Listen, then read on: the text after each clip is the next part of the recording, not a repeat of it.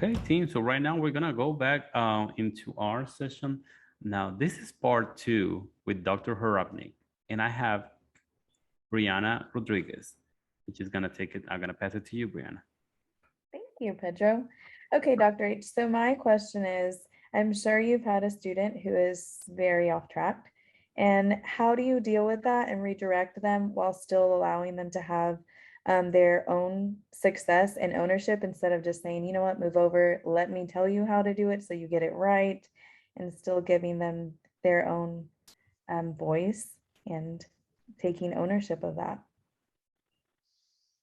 Yeah, this happens more often than, well, actually, you folks are teachers. You know how often this happens. This Yeah. happens a lot, right? Um, and this is a special opportunity. And I start off with this premise. All of my students, even if they're just in for the credential, have some dream, have some goal, have some priority. And if they're off track with an activity or they miss something completely, I will try to find something good in what they have, comment, encourage, and say, listen, let's meet. And I meet. I will bug them. If they can only do a phone call with me, I'll do a phone call, but usually I'll do, some type of a web-based conference because I do everything online, right? So just for those who are taking this in, everything I do is online, and I happen to be in another part of the country. And actually some of the students in the ADL program are in different parts of the world, right? So meeting physically, if I could, that'd be best. Meeting physically would be the best, but meeting, okay? And so meeting is so important.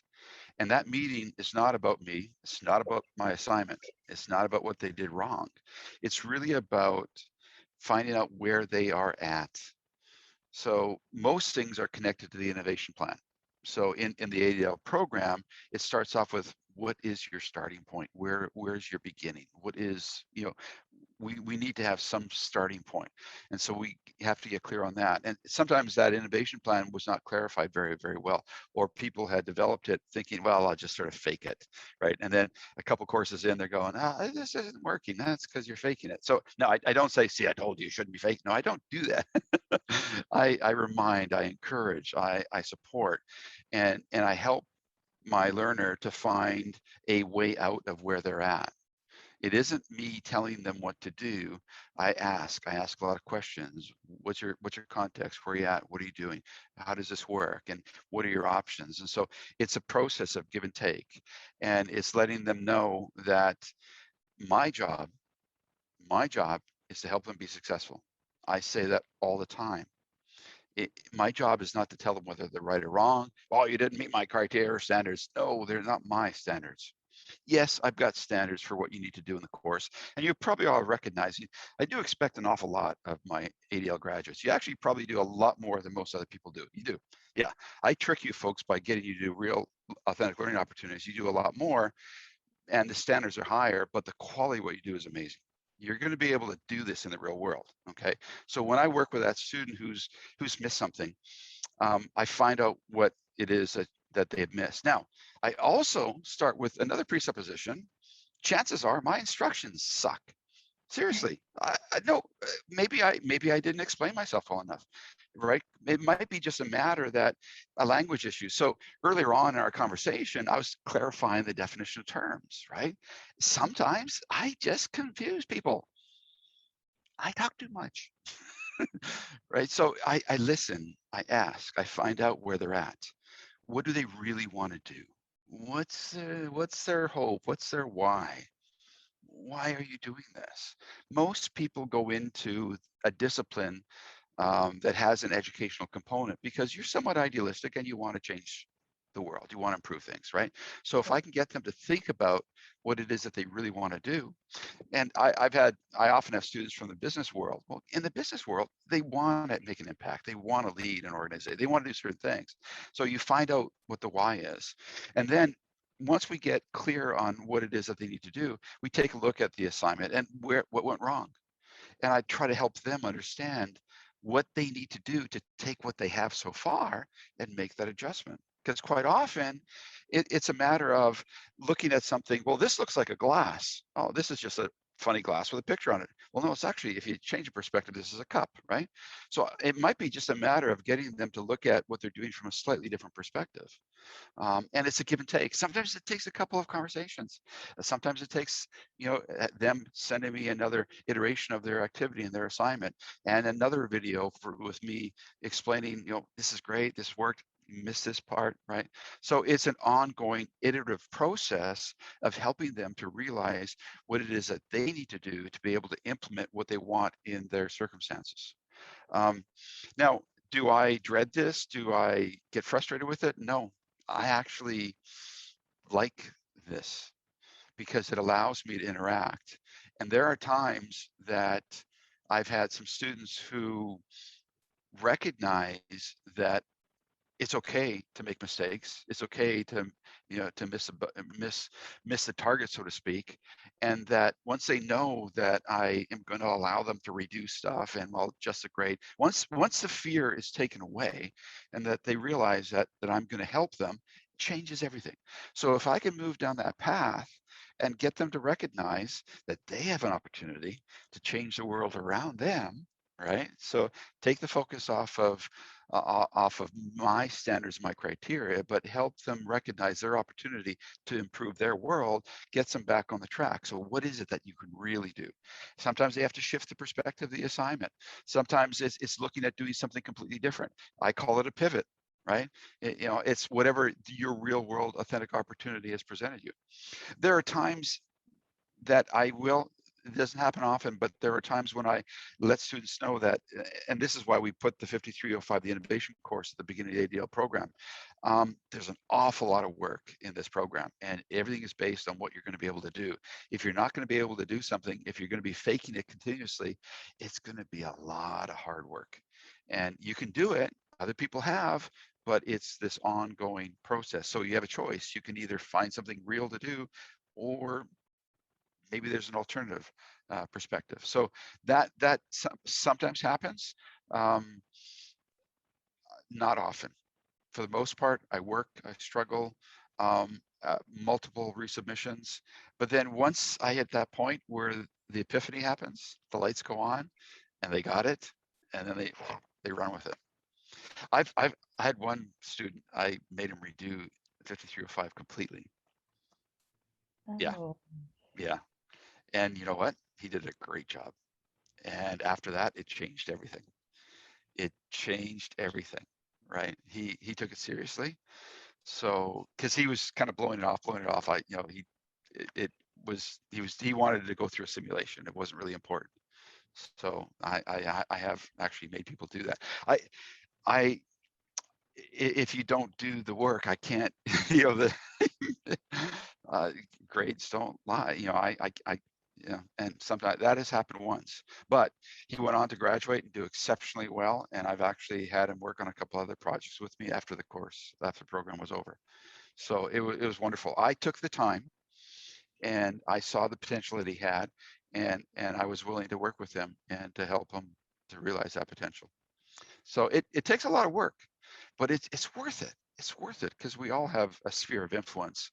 And if I can help a learner to recognize that this course is all about, or this program is all about making your world better and doing something good in your world, it changes things, and it makes all the difference in the world. A lot of work though, but it's fun. It's worth it. Did I answer your question finally? yeah, Maybe. no, yes, you did. And you've mentioned that you always see yourself as a guide, not the person that has the answers. And I think that has allowed me to take ownership of that, and within my classroom as well, is no, you have to do your work. I'm here to help you, and I'm here, let's figure it out together, but you have to do your own work, take ownership of that. And you end up learning more, clearly, but that's a different mindset, and shifting that, because I think teachers are looked at as to have you're supposed to have the answers. Right. Yeah, I've been accused by a variety of students. Dr. Harapnik, you're not doing your job. You're supposed to be telling me what I need to know. You know, yeah, I agree. A guide on the side, that typical saying. I like the idea of a coach. I like that, the coach, the facilitator, the guide. And it's exciting because um, coaches can make a difference. Um, and the beautiful thing about the coach is that the coach isn't in the game. They're not actually playing the game, right? That, you know, the players are in the game, right? But the coach can help the players be better, right? So, you know, think of okay, I'm a Canadian, so hockey, right? Wayne Gretzky, you know, the one of the greatest hockey players. He had lots of good coaches, right? Glenn Sather was a coach of his for a while with the Edmonton Oilers, right? Sidney Crosby, again, one of the best players in the world right now with Pittsburgh. Lots of good coaches. Alex Ovechkin, oh, probably the most amazing Russian player ever. Lots of good coaches. Okay, so you need a good coach to help a good player to be even better, right? And I think it's wonderful because you can pour your knowledge and your insight and your capacity and let them do the hard work, right?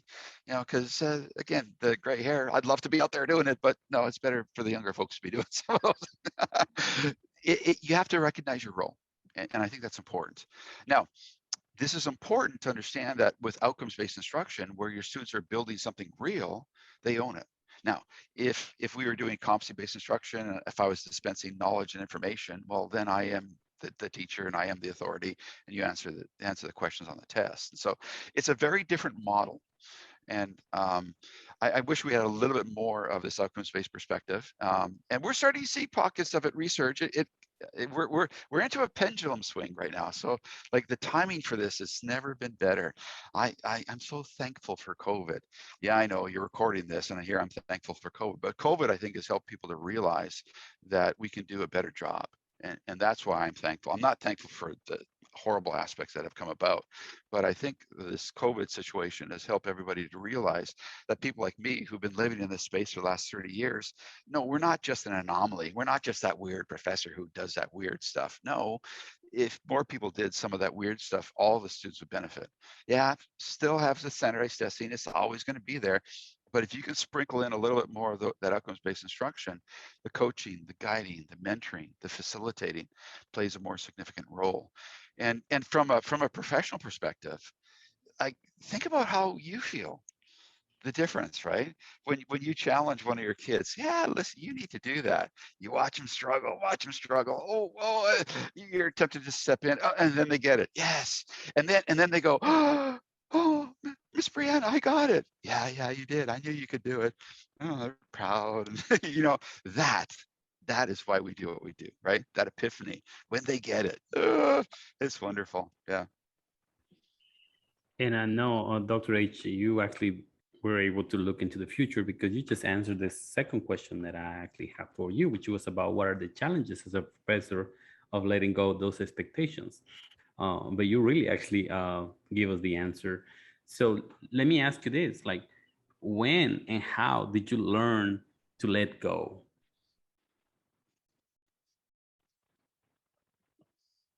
The reason I'm pausing is that I'm going to go back to my personal life. When I had small boys, it became very evident to me, a 2-year-old, me do, me do, me do, me, right? When your child wants to do it themselves and they need to struggle through, and you realize you can't teach them how to walk. I did not teach my boys how to walk. I failed as a father. Well, I would argue that nobody's taught their kids how to walk. They have to struggle through it. Right, Brianna's chuckling, right? You know, she knows, right? If you've been around kids, you've seen this. Okay, language as well. Did I actually teach my boys how to speak? No. We immersed them in a learning environment, and through being immersed in an environment, they acquired language and speech. They acquired a lot of social skills. Some not so good, some better. So think about it, they had me as a dad, so there's issues. There's always going to be issues, right? Fortunately, they had a wonderful mom, right? So thank God they had a wonderful mom, right? So I recognized earlier on with children. I also spent a fair amount of time, even before I had kids. I did work with kids. I volunteered in schools. I had a niece I spent time with, and I spent a year in with her in kindergarten and in grade 1 in schools reading to kids, and I'll never forget the experience of having one ratty naughty kid that they gave to me because I was the only person who could sort of physically control him. I'd pick him up and hold him as he'd squirm around. I'd hold him down. I'd make him read with me. This is back at a time when we could touch kids a little bit more than we could do now. You can't do that now, right? But again, I disciplined him a little bit. I wasn't mean to him, but I helped him to control himself. But I spent time with him, and in about a month, I got him from not being able to read to being able to read. And when it clicked, I was holding the book. When it clicked, I can do this. You know what he did? He grabbed the book from my hand, tore it out of my hands, and he looks at it. He looks up at me, looks at it again. He flips the page. He's starting to read something else. I can read, right? It's sort of one of those, you know, I worked with him, but he had to get it, right? I didn't get him there. I was, you know, I did some discipline. I was with him. I read with him, but I guided, I coached him. And then as he progressed, I was only getting in the way. I had to figure out a way to do things differently. Now, discipline was no longer an issue with this kid. And man, he didn't want me to go. Oh, no, don't go. No, I don't want to go back to the class, right? He wanted me to hang around because he had an opportunity to grow. And so, okay, I'll be back next week, or I'll be back in a couple of days. Don't worry, don't worry. And if I ever missed a day, man, it was just full. I never heard the end of it.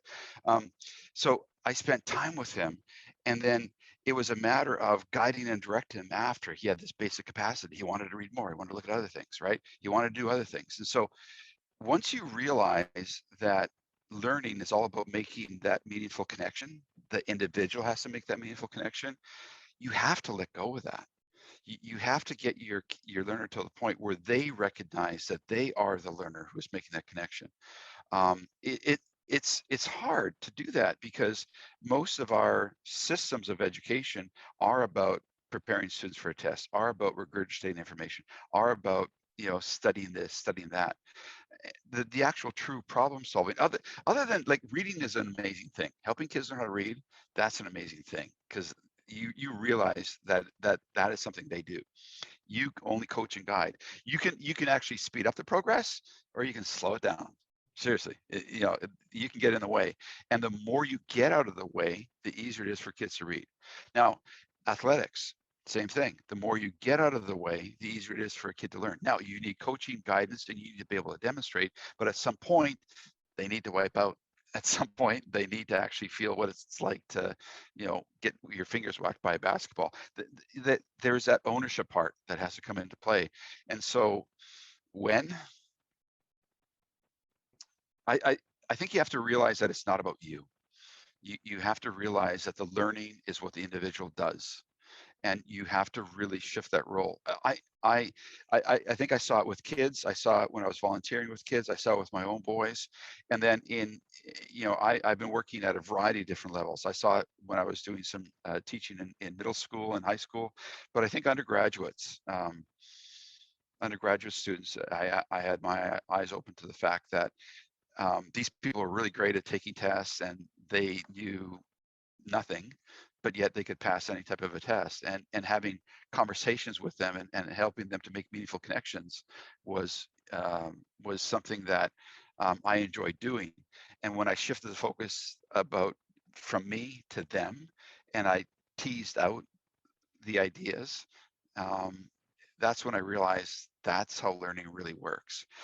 Also, my I was a kid who was quite dysfunctional. I had ADHD or ADD, whatever you want to call it, and I probably had a little bit of dyslexia. Even though I read a lot, I had a problem with some certain things. I've always been somewhat autodidactic, and I've recognized that capacity saved me. That capacity allowed me to be or to get to where I am now, even though I was a high school dropout. The system didn't really work for me. And so when I went back into the system of education, I wanted to actually do things different for the weird cases, the people like myself who didn't fit the system, right? Because guess what? I think there's lots of us out there who don't really fit the system. I think there's more than we let up, right? There's a lot of kids who can benefit from coaching, from guidance, from a little bit of caring, a little bit of attention. And so I think the big recognition is not about me, but seeing that in the early years and recognizing that if I can help somebody else make that meaningful connection, if I can create that right learning environment, if I can change my approach, if I can give them some of that ownership, let them make those choices, do something real. If I can do all those things, then that learning is theirs. Once it's theirs, you can't take it away from them. So I don't know if I've directly answered your question, but it took me a while to realize that. It took me a while to realize that. But there's nothing like seeing it with little kids, though. Whew, that's wild. Me do. Me. Yes, They yes, want you it. did. You did actually, and that probably just refers to cases like me. I've been in education, but I don't have a teacher on my own. I mean, I don't have a child on my own. So I don't really go to those really baby steps and see like how amazing that is when they're like doing something so essential to life and something that, is just like I do without thinking. So I just, I definitely gonna use that to encourage my teachers to see that relationship because you actually answered my next question already, which was about the advice of solutions on how you actually let teachers to let go, loosen up. I have a little bit more for that. I did have the privilege of you folks sharing the questions with me, and I knew that was coming. There is a little bit more. I think one of the best learning theorists that provides just some of the most amazing foundational research on this is Piaget, Jean Piaget. If you take a look at some of his writings and some of his research, um, he from a scientific perspective identifies how important it is to create those concrete experiences where the kids engage in a real world way and that they build a foundation in that concrete authentic real world experience that then allows them to move into the abstract, right? So if you take a look at his, he's renowned for the levels of development, right? Different stages of development. But what a lot of people don't realize, he actually, it wasn't just kids, he dealt with everybody, the whole spectrum, right up to adults. And he looked at learning from a learning theory perspective. And the key thing is recognizing that the learning is what the individual does, and that they need to be engaged, right? And so while you might not have kids right now, but you can read his work, and he observed hundreds, if not thousands, of kids, and so there is well established research. I do have a post on my site where I point to one of my favorite books. Unfortunately, it's a translation of his work because he did his work in French, and that's the only drawback. That's why not enough people are really exposed to Piaget, because some of the translations aren't that great. But when you look at the body of work, the hundreds of research projects he did, the observations, looking at how kids learn, and in that one post I have, I think I've got a half a dozen quotes where he is extolling this constructivist perspective of ownership that I think is really important. And that would be a wonderful tool to share with colleagues, to help them recognize that we are preparing people for life. Remember, my saying, do you want to prepare them for the test or prepare them for life? Well, guess where I got that one from? I got it from him, right? So, there's a lot of research out there that you can point to. So even if you don't have that practical experience, well-established peer-reviewed research that really points that. Seymour Papert more recently, amazing work. Salinger, who was one of his pupils, amazing work in the makerspace movement. You've got a lot of people today who have a lot of research and a lot of wonderful books and ideas that are based on some of this foundational work that is traced back to Piaget and then Dewey. And actually, you could trace it all the way back to the Stoics. You could, but in the middle period, you'd have to take a look at the apprenticeship type of a model that we saw in the Middle Ages. But we're humans. We learn by doing, by experiencing, by experimenting, and you know what? Encouraging your teachers, colleagues to let kids be kids. Let kids play. Let kids experiment. Well, actually, adults like to play. Adults like to experiment, right? We do. That's part of our nature. And so helping people to become a little bit more childlike is a good thing. So that hopefully that I think can be an encouragement, and it's fun. It is fun to see some of the bizarre projects kids can come up with. Some of the things you see kids create is just amazing. Where are their heads? It's just amazing. So it's exciting. Hopefully, I've given you some suggestions, pointed to some ideas that you can find useful, and encouraging So, people to move in that direction. Dr. H, hearing you say that, it really made me think about how clear it is to see that adults want to do these same things. Like if you go to like the Perot Museum, that's here in Dallas in Texas, but it's a interactive museum. And I've been to one in Arkansas, so I'm sure they're all over the country and the state as well. But you go and you see kids enjoying interacting with all these different science experiments and just moving things around and seeing how they work. But then you can also see their parents and adults doing the same exact thing, trying to figure out how it works and how what's happening, how it makes sense, and kind of exploring with their kids. I don't know, it just popped into my brain as you were saying that it's not just kids who want to be creative and explore, but really everybody at the end of the day.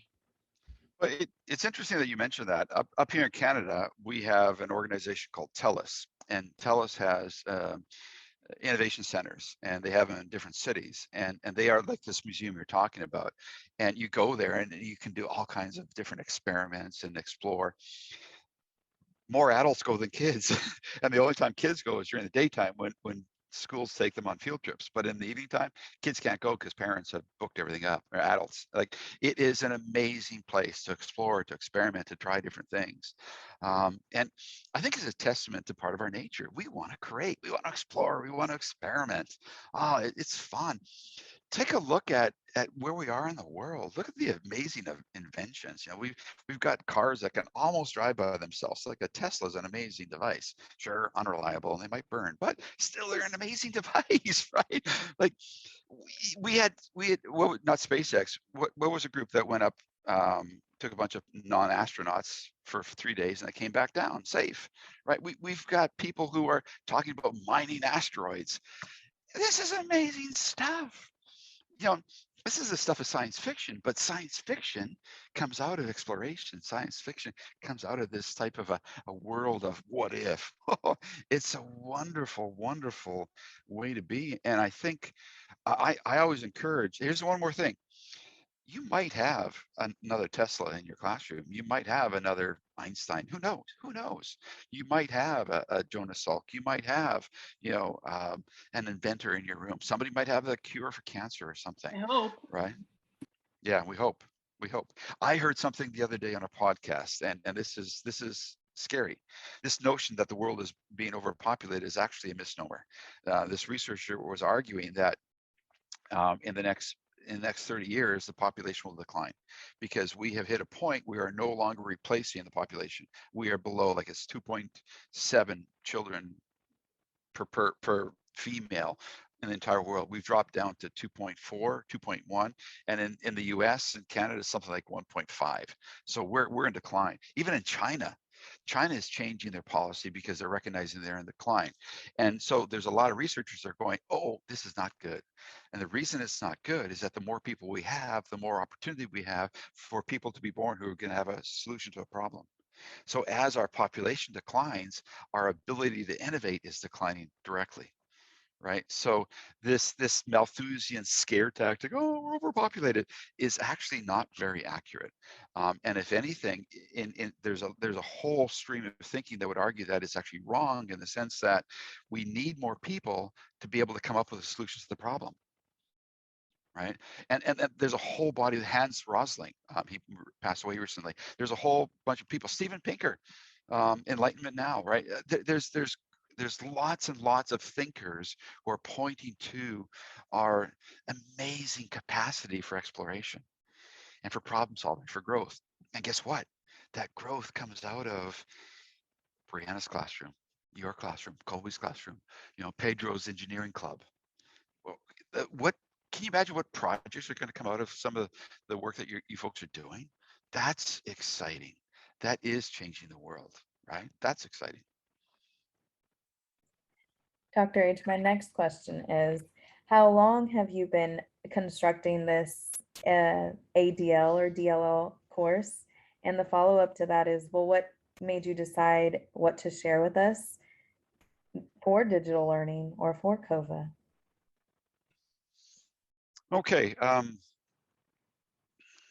I started research into this in the, I've been working with technology and education since the late 80s, 88, 89. I've been playing around with computers and technology and finding out better ways. In the early 90s, I switched from doing a master's in philosophy to a master's of information science because I recognized that the connected world was going to present a world of opportunity.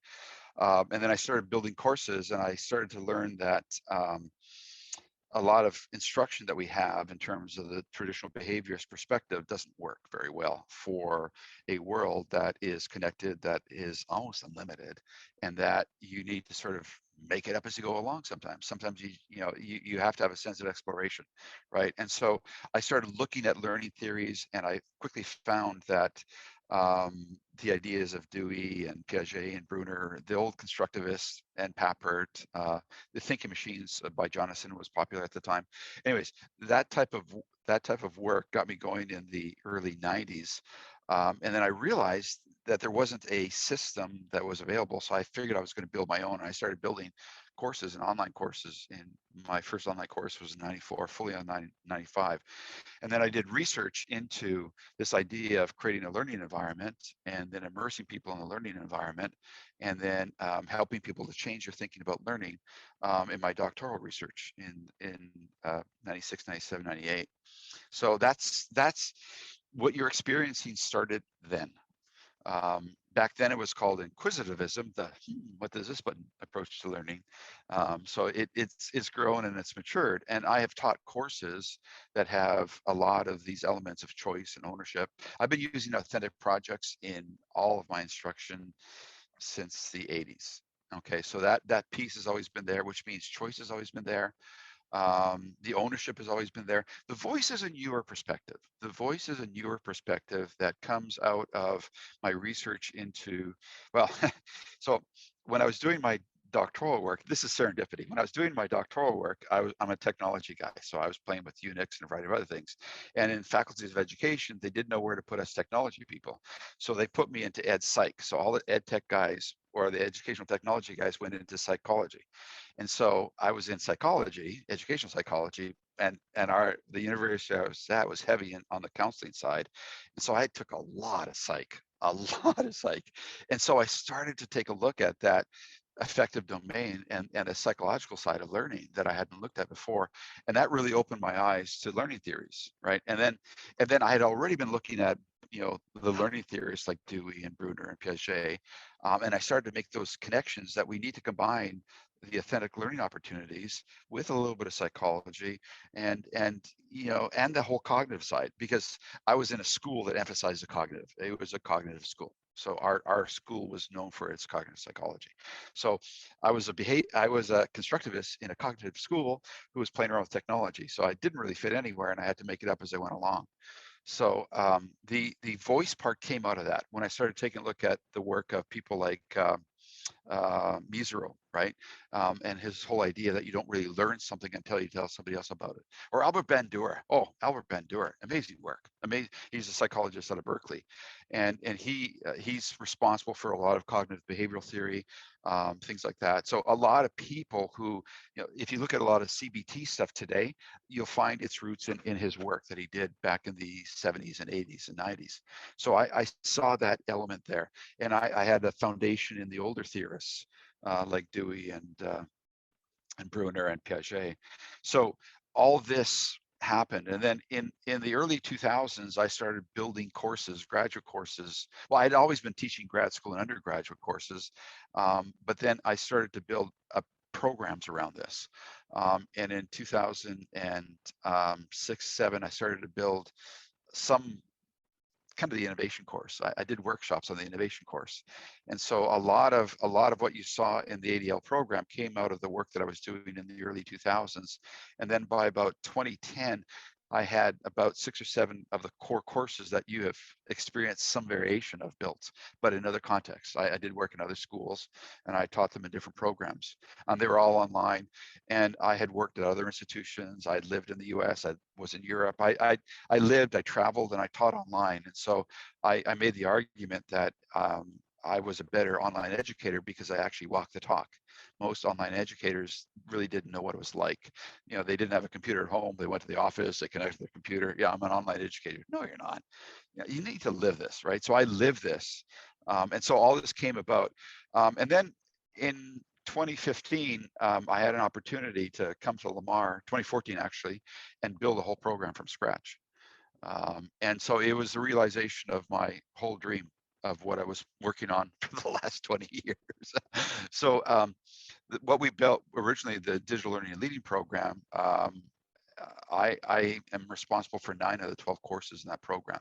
I didn't build them all. There's some other people who are involved. Obviously, it's a collaborative endeavor, but a lot of the philosophy, and then so the whole notion of giving students choice, ownership, and voice through authentic learning opportunities was built into the program, because what we wanted to do was offer students an opportunity to be exposed to a true constructivist learning experience. True constructivism, not we lecture, tell you how to do it, and then go and do otherwise. Well, we had to model it. Okay, so I had to model it through living it. I had to model it through my own portfolio, which I have. You've experienced it. I had to model it through the experiences, everything I do, creating the videos. Some of my earlier videos, you've seen some of the earlier ones, not so good, but some of the older ones, oh, you should see the one in 5320. Oh, I'm getting really slick now. Maybe a little bit too slick. I think I might have to dial it back a little bit. I think I have to make it more accessible. Anyways, the point I'm making is that I have been looking to continually improve and refine, and I'm constantly analyzing, reflecting on how can I make it easier for my students to take and create an amazing learning environment for their students and change the world one learner at a time. I've been living this dream consistently since the 90s. So the DLL was the first big program of this sort. I built one other program that was smaller, but this was the full-blown master's. And I had done parts of other doctoral programs, but the DLL was the first big one.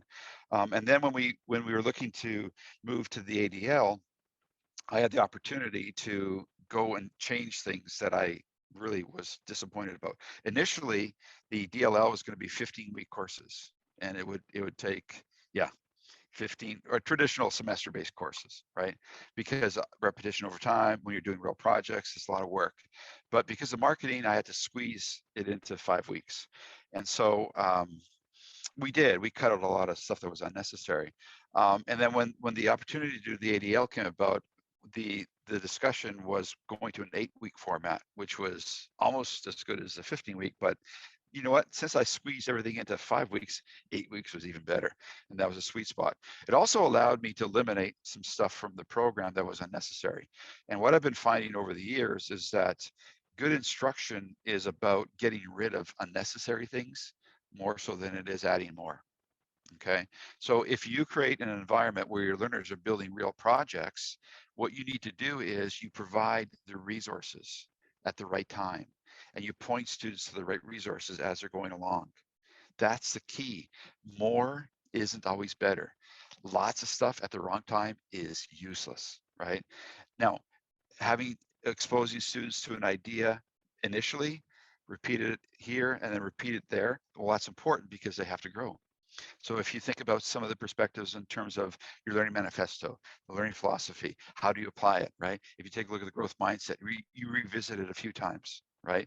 This whole idea of the purpose, the why. Well, you also take a look at with WIG's, while importantly goal statements, your result statements with the influencer model. So this purpose, this goal, why do you do what you're doing? You revisit these ideas. You were introduced to that in one of the intro courses, right? So we've got a little bit of that repetition that allows you to be exposed to an idea, massage it, work with it, and then make it even better. we're constantly changing things. I'm constantly going back. I don't, do you folks realize in the assessment as learning piece, you probably noticed this when you take a look at the instructions for this latest course, that I added a component in your reflective piece. What worked? What can you do better? Oh, this what can you do better question. The reason I put that in so that people wouldn't give themselves 100%. Because if you can identify something you can do better, then you might give yourself 99. I don't mind people giving themselves 100%. And the students who I have experience in doing that deserved it because they worked like crazy and the work they did was amazing. But I'm always concerned that I want to develop this capacity to always be better. So if you give yourself 99, that's great. 100, but if you identify a few things that you can do better, well, and you did a really good job on that, you know, I'm always making adjustments constantly. I'm always looking at what's happening with the program. If I get a bunch of emails about something, or if I'm looking at assignments, I'm making an adjustment. Recently in the organizational change course, I took a look at my instructions. I reread them again. Oh man, you know, sometimes my instructions just suck. They're terrible, right? That, you know, and so I have revised certain instructions for better clarity. Right. So I'm always looking to improve. So to answer your question about the ADL and how did it come about and where are we now? I think the ADL is at the point where I'm just finishing up the last two courses in redevelopment of the last two courses, and I shot the videos for the capstone course yesterday morning. I'll be editing them later on this afternoon. Instead of marking assignments. But anyways, so I've got 5 more videos to edit, and I've got all the other pieces ready to go, and that course will be there.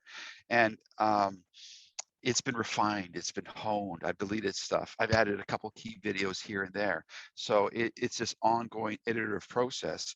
And the constant driving factor is I want to make it easy for my learners to be able to be successful. And if I can get out of their way, the better it is. And then if I can provide that key question, that key video, here's a key article to read at this point. So I want to be there at that right time, give you the information you need, or seed that information maybe a few weeks earlier, so that when you hit a struggling point, you go, oh, I think Harapnik said something about, okay, what was that? Oh, here it is. Oh, here, I can use this tool, right? So it's really looking at where my learners are at and responding to their needs. And the reason I have to do that, I'm an expert in this area. I've been doing this a long time. I suffer from expert's bias. I do. And I don't always understand how it is for my learners. And so when I'm seeing struggles, when I'm getting emails or I meet with people, it isn't that they've done something wrong. I kid you not, my first reaction is, did I not explain something? That's where I go first, because it's on me, right? So the ADL is sort of a process over the last 25 years, right? And you folks are making it even better. Just think of what you folks did to me in the first couple of courses, right? I didn't even think about combining the two assessments together when you do the accelerated version, right? So I'm always making adjustments. You did that. I think, well, Allison and Allison, there's somebody else. There was a couple people who commented on that. Allison started it. She starts a lot of stuff. I think maybe Pedro's involved in that too. I think you all were. You all ganged up on me. No, but it was good. When I say ganged up on me, no, you didn't. What you did is say, well, you know, Dwayne or Dr. H, this would be better. I think this would be more effective. It would help us if we could do that, right? And the other thing that is really important, and this is really about the ADL, I'm trying to let go of more instruction and give you even more freedom. Right. I'm really, really working at that. So Brianna, you and I have had conversations. Well, should I go to this? Should I do this? You're struggling between different platforms. So what did I didn't make it any easier for you. It's your decision. I weigh out the pros and cons, right? But I just coach and guide. And that's the ADL, the applied digital learning. You're applying all the digital learning ideas that I'm exposing you to your own circumstances, to your own e-portfolios. And then more importantly, which I'm seeing you do, you're applying it to your own learning environments with your students, right? So that's where we are. Part of your question was, you had another part. How did I decide what to do at what point, or how much to? Can you maybe clarify that part, or did I answer that? I'm No, just you want did. You did. Just what to share with us. But no, you did, and you answered the second one already. Was how are you still changing things? Which you actually mentioned earlier in the segment that we sparked another light bulb or something. So it's Oh, really always changing. yeah, it is. I actually use those midterm diagnostics on a regular basis to make adjustments, and no, I'm gonna let you in on an administrative trick I learned. If you change more than 25% of a course, you have to go through a formal process. Hmm. Formal processes are a pain, but if you change up to 20, just below the 25%, you don't have to go through a formal process. That's why I'm constantly changing stuff. I'm constantly improving it. Right now, when I do it, I documented it, and then in the documentation process, in terms of credentialing and standards, we have regulatory bodies that the School of Education has to respond to. So I document all the changes that I make on a regular basis, and so that when we are assessed, our program is one of the few programs that doesn't get raked over the coals because we're continually improving it. Most other programs, they build it, they let it go, they don't do anything.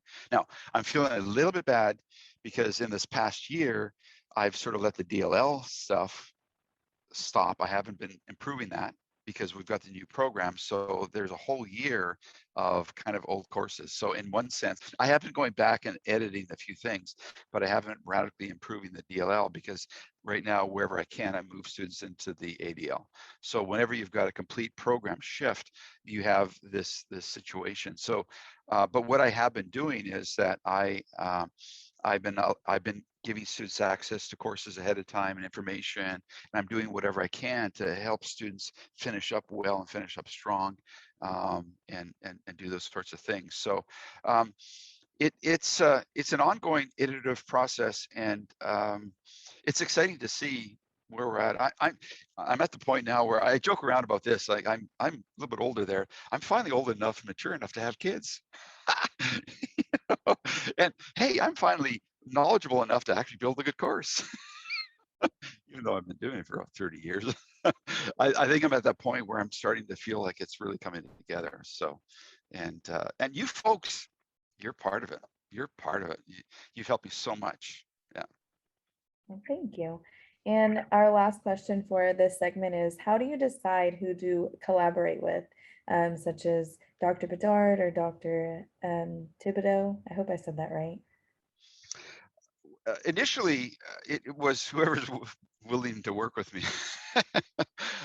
Right now, Dr. Thibodeau did leave the program. She's become the dean of the honors college, and it's interesting. We're doing the CSLE plus COVA and learner's mindset in the honors college, so we're expanding what we're doing in the ADL program with what she's doing.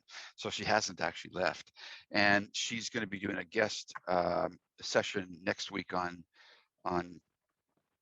Oh, actually, I'm bringing her into. You'll see her, Colby. She's coming into the class on Tuesday. Yeah, that's when I have her scheduled, because she's going to be talking about applying the principles of the influencer model and 40X to what she's doing. Like see, this is the interesting thing. Remember, we have the saying, we aren't going to ask you to do something we don't do ourselves. Yeah, we actually walk the talk. So she is going to talk about her why, what, and how statement, the influencer model, and her WIGs and lead and lag measures, and she's doing that in the honors college. Right. So I think it's going to be exciting. So I'm answering your question. I work with who is willing to work with me. Who do I choose? Dr. Bedard or Dr. Thibodeau? Well, Dr. Bedard has preferences and certain likes and certain interests. Dr. Bedard really doesn't like the organizational change course as much as Dr. Thibodeau does, right? And so, but Dr. Bedard, just this podcasting course and all this other stuff, oh, we were working nonstop. Like Dr. Bedard's fingerprints are everywhere on this, right? So, and I think you're probably finding she's enjoying this, isn't she? Right? Yeah, and you're probably, yeah. So I try to find people who are interested in something. So because I can't do every course, I'm working with different adjuncts, and I'm finding people who have passion and interest. And there's certain people like to measure stuff. So, well, guess what? They'll deal with the measurement course. Quentin, who is part of our sort of Blackboard group. He's the director. He takes care of Blackboard. He's going to be teaching the online course. Well, he lives it every day, right? He manages the infrastructure. And so he and I have been collaborating on the changes. And the 5318, oh, it's going to be so cool. 3 modules. You've got a design module, implementation, and then a usability module. You're going to have a blast. It's going to be fun. You're going to build an amazing course, and you're going to test it out, and it's really going to be quite good. I have been this course, this is probably my 10th iteration. I've done this course in many other institutions, and I've refined it.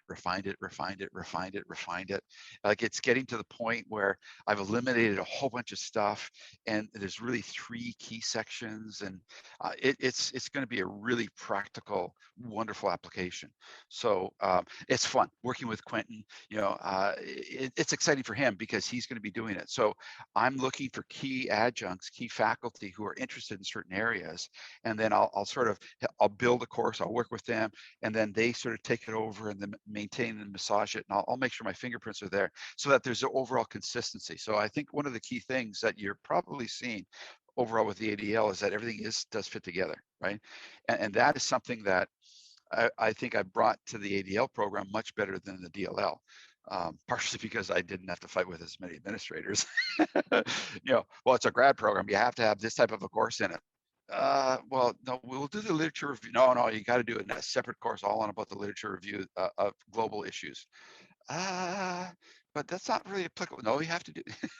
I got rid of that course. Anyways, so I was able to remove things that I didn't think were beneficial, right?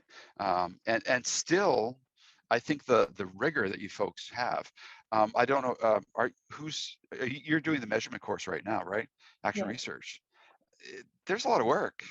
Great text, great ideas. You're going to be able to apply that, right? So everything we do, even your research methods course is applicable. Think about that. Most research methods course in grad school are dreadful, but I think this one is a little bit better, isn't it? It's interesting for me taking it at the same time as 5304. Oh, yes, because of the organizational change and things. Yeah, interesting. You're measuring and making sort of the same types of thinking. You have to think backwards, and it's been really interesting. Yeah, it is interesting to see. This is also another interesting thing in terms of the ADL, because we have this accelerated option, and then we have probably, I'd say, 2/3 of people are doing the accelerated option, about 1/3 aren't. I don't know, maybe it's 50-50. It's a little bit more than half are doing the accelerated option.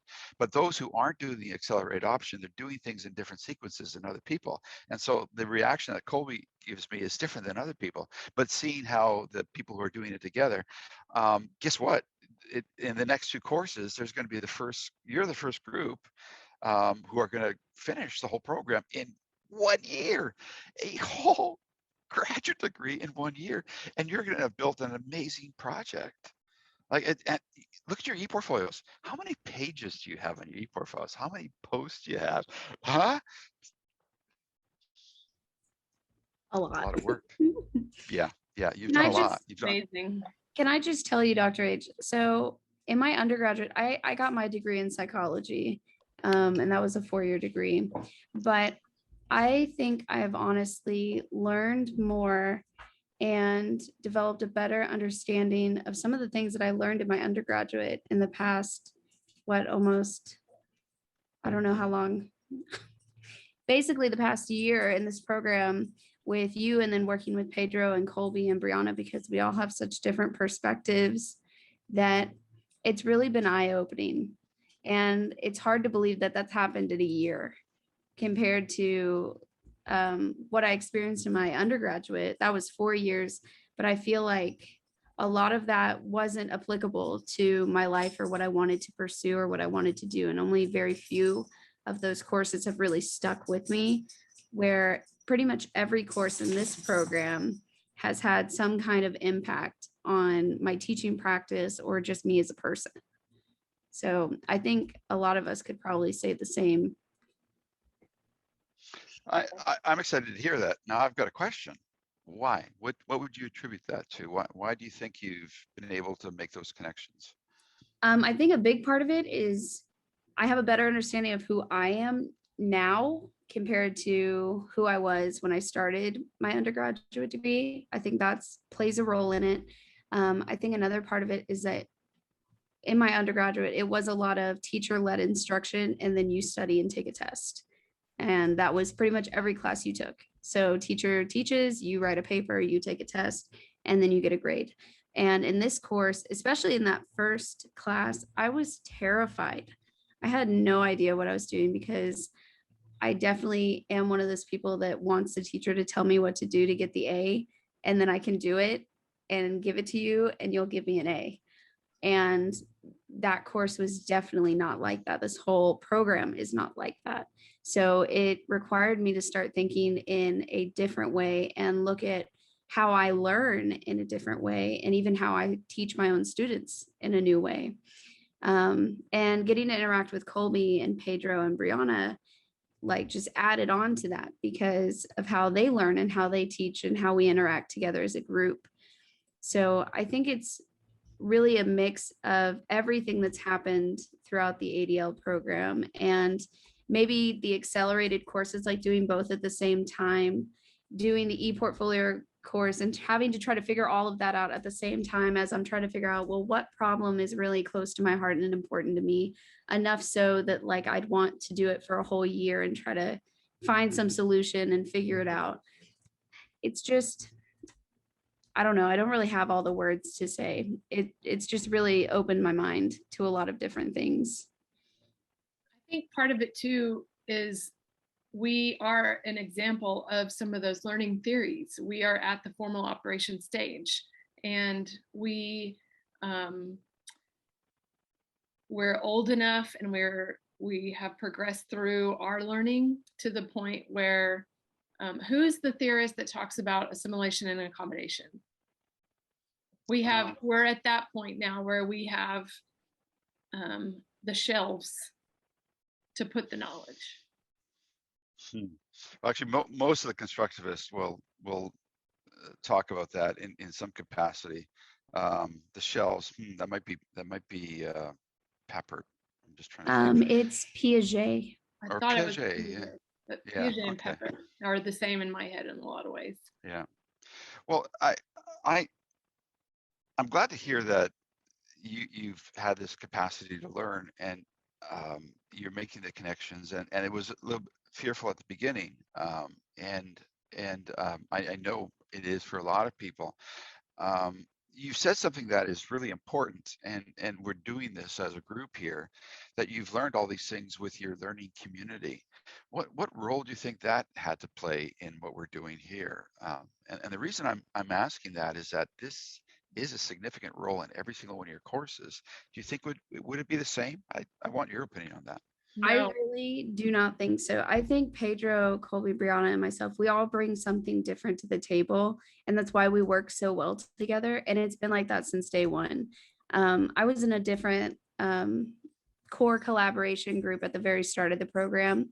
And although they're both very me too. educated individuals, and they're, they each have their own strengths, that group and we never collaborated and worked together as well as I do with these people. And I don't really know why that is. I've thought about that too. I wonder if it has something to do with Pedro has this like magic way of seeing exactly what you're good at and how you can contribute. And he picked us. He's the one that started this. He's the one that said that we four needed to be together.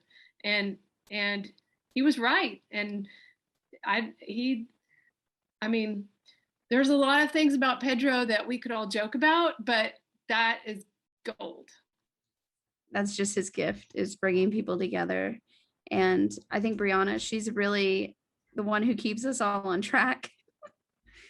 Make sure that we get everything done on time, and that we're following all the directions, and that we're meeting, all the expectations. And then Colby's our editor. Up She in the makes sure we sky. don't sound silly. It's like when you have a company, right? You can have production, but if you don't have accounting, you need somebody who does the accounting part. You need all those pieces in order to for that structure to work. But yeah, I mean, definitely was. I think everybody kind of picked up and at the early stages, and we were able to find a good match. I mean, to be honest with you, it was a matter of like, who wants to do this? Who wants to meet every day? I'm sorry, every week in addition to our classes. That was actually the filtering point. A lot of them started, but none of And them we're the ones continued. that kept coming. Maybe that was You were part the of it. consistent ones, Right. and you show your development and you show your gift by being consistent on the same things you did every class. So we already knew by second class, like we know Kobe, we know Allison's gonna have that checklist, and I know that Brianna already gonna look at all the stuff we need to read. Is gonna send us all the stuff. Kobe's gonna send us the video of everything we should know. I mean, it was just kind of laid out, but it was also because of you, Dr. Yeah. H. I want to jump in with something here, and this is another part of the answer to Brianna's question about the ADL and development and where we're going next. Your experience, I had my eyes open to the power of this type of an experience. A few years back in the DLL program, I had a group who formed. I encouraged people to form a group in one of the early courses. They formed a group. They stuck together. There were four of them. One gal lost her daughter, 19-year-old daughter. Travesty. And her group came around her, supported her, encouraged her. She doesn't think she would have been able to finish anything if it wasn't for her group. And I saw that power of that group of collaborators, and I knew that I had to formalize that. I had to bring that into the next iteration of the DLL. I also wanted to mitigate this issue that sometimes I have an adjunct who is doing a course like the measurement course, and post one question on the discussions and respond to two, the formula, right? That doesn't work. That doesn't build community. That doesn't build collaboration. So I had to figure out a strategy that would allow that I could prevent that misuse of the discussions from happening. Well, guess what? As an adjunct, you can't do that because now you folks do your own evaluation, right? And it changes the dynamic. And because I'm responsible for teaching the early courses, I spent a lot of time making sure students get into a group so that they can come together. What I'm going to be doing is I'm going to be borrowing this video from you folks. I'm going to be asking you permission to share it with future classes so that they can see the benefit of this collaboration, because we don't learn in isolation. We in the real world, we work collaboratively. And I think you've talked about the fact that different people do different things, right? Logistics and organization and picking the right people and discipline, accountability, ideas. What if this? You need those different elements. You need the different eyes. You need the different perspectives. And so this is something that we wanted to bring into the ADL program. I am going to let you know that in the last course, I'm going to be interviewing you folks because several of you actually did your first course in the old DLL program. There's 8 students who did their course in the old DLL program, and now they've done the whole program with the different discussion format. So I'm going to be doing an article.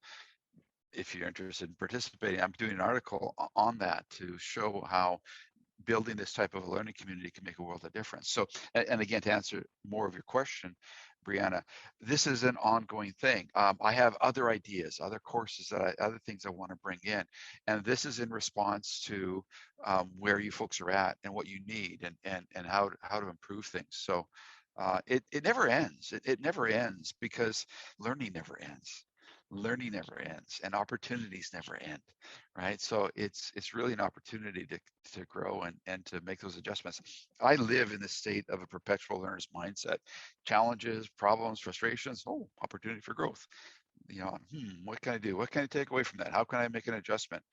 If I don't do this myself, and if I don't model this, well, then how can I expect you folks to do that? I think that's another thing that was important. Earlier on in one of our conversations, we talked about how do we help people to let go of control. I think one of the things we have to do is model. I know, Allison, you're doing some really interesting things with portfolios in math. You're going to be modeling stuff, and that's important. So this is cool. So I think Brianna, I've answered your questions, and we've also gone off on some wonderful tangents, which were great. Yeah. Definitely. And then I think this is just a good time for our second break. And then we're going to move into our last part. We only have